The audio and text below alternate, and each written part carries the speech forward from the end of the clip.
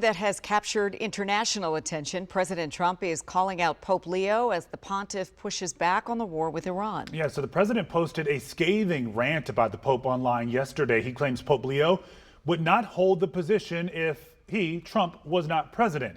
He called the Pope, quote, weak on crime and terrible for foreign policy. The president doubled down on those comments a few hours ago and said he would not apologize. Pope Leo said things that are wrong. He was very much against what I'm doing with regard to Iran, and you cannot have a nuclear Iran. Pope Leo would not be happy with the end result. You have hundreds of millions of people dead, and it's not going to happen. So I can't. I think he's very weak on crime and other things. So.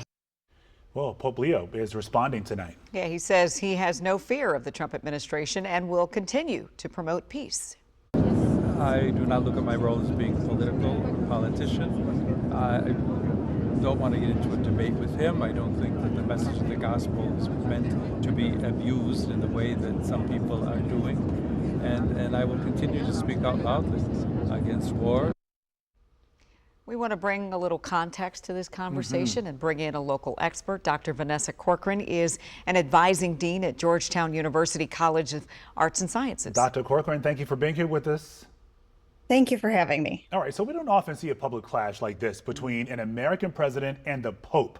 So what makes this dispute unusually significant, especially when you consider the number of Catholics who support the president?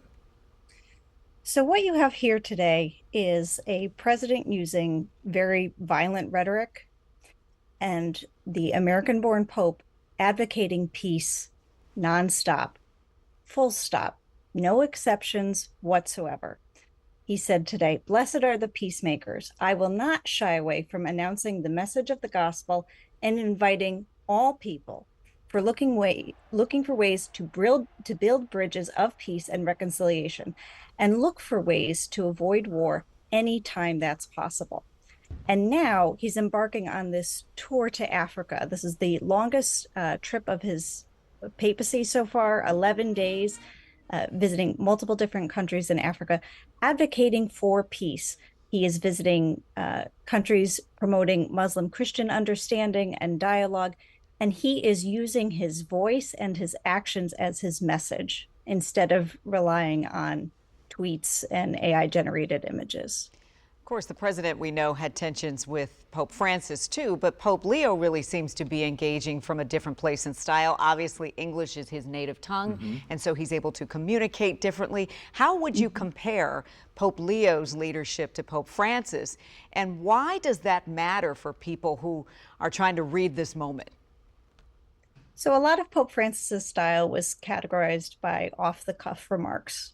Some of the most famous remarks of his papacy, "Who am I to judge?" were said not in a Sunday homily, but to a group of journalists on a press trip, just like the one Pope Leo is on right now. And so far in his papacy, Pope Leo has been regarded as very measured, very precise in his words, and for the most part has not talked about President Trump by name. But when President Trump talked about threatening to end civilization in Iran, that was a call to action for Pope Leo in speaking out again against violence and in favor of peace, and taking a very notable role in telling people to speak to their congressional representatives in a call to action that working for peace is something that takes a lot of hard work and involves a lot of people. Again, he is using his actions and his words to promote that message of peace. Yeah, clearly he understands the system here. So, Dr. Corcoran, we were saying before, it's only Monday.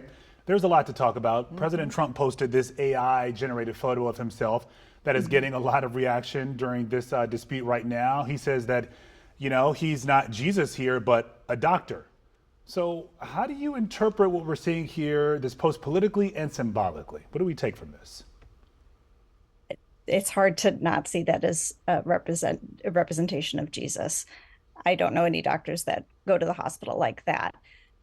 This is blasphemous, and any other world leader that would post something like this would be routinely condemned. And as a Catholic myself, it's very hard to see an image like this, and it does not align with the messaging that we look to in the church.